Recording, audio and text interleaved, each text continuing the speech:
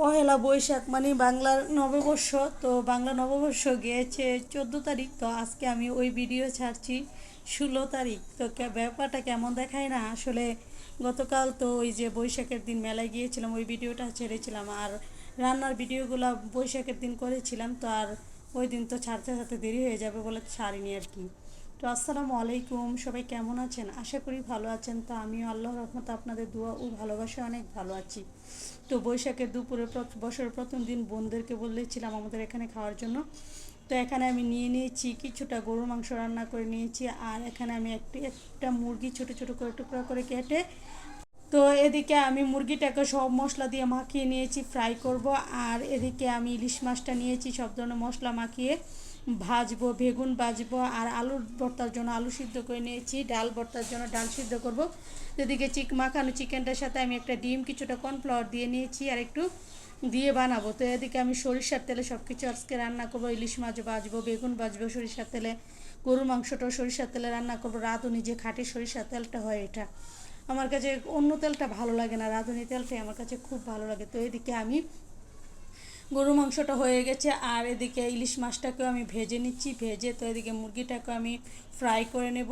মানে দুপুরবেলা যেন সুন্দরভাবে খেতে পারে। পয়লা বৈশাখ বলতে কোনো কথা না, নতুন বছরের প্রথম দিন, আর একসাথে সবাই খাবো, এর জন্য একটু টুকিটাকি করে নিচ্ছিলাম আর কি, 2-3 ধরনের।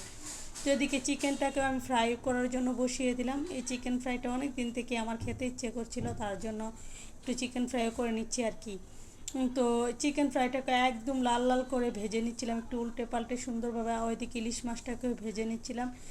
তা এদিকে আমি আলুর ভর্তাটা বানিয়ে নিলাম একদম ঝাল ঝাল করে। এক হাতে যেহেতু ক্যামেরা ধরেছি, আরেক হাতে বানাচ্ছিলাম, তার জন্য ভালোভাবে দেখাতে পারছিলাম না। তো আলুর ভর্তাটা হয়ে গেছে, তো আলুর ভর্তাটা উঠিয়ে আমি ডাল ভর্তাটাকে বানিয়ে নেব। দুইটা ভর্তে আমি সরিষার তেল বেশি করে দিয়ে সুন্দর করে বানিয়ে নিচ্ছিলাম। আর এদিকে দেখুন আমার রান্নাগুলা, বিফ কষা, বেগুন ভাজা।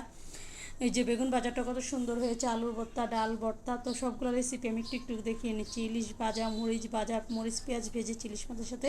এদিকে চিকেন ফ্রাইটা দেখুন কতটা সুন্দর হয়েছে, একদম ক্রিস্পি ক্রিস্পি হয়েছে। তো আমি অল্প করে ভাত নিয়ে নিলাম। পরের দিন সকালবেলা একটু পান্তা ভাত, ইলিশ মাছ, একটু আলুর ভর্তা আর একটু ডাল ভর্তা। আর পান্তা ভাতের সাথে এত কিছু খাওয়া যায় না, আমি বাকি উপকরণগুলো নিয়ে নিই আর কি, গরুর মাংস, মুরগির মাংস এগুলো নিয়ে নিই।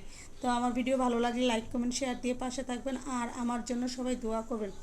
তো আমি খুব মজা করে বেগুন ভাজাটা এত মজা হয়েছিল, একদম ক্রিস্পি ক্রিস্পি। একটা শুকনো মরিচ নিয়ে নিয়েছি, বেশি মরিচ নিয়ে কারণ ইদানিং মরিচটা খেতে আমার সমস্যা হয়ে যায়, তার জন্য। আর নিয়েছি ইলিশ মাছ 1 পিস। আর আমি সবসময় একটু ছোটো টুকরাটাই খাওয়ার জন্য চেষ্টা করি, কারণ ছেলে মেয়েকে একটু বড় বড়গুলা দিই।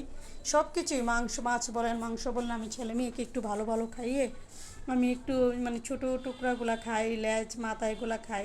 আমার কাছে ভালো লাগে, ছেলে মেয়েকে একটু ভালো মন্দ খাওয়াতে পারলে আমার কাছে ভালো লাগে। আল্লাহ হাফেজ, আসসালামু আলাইকুম।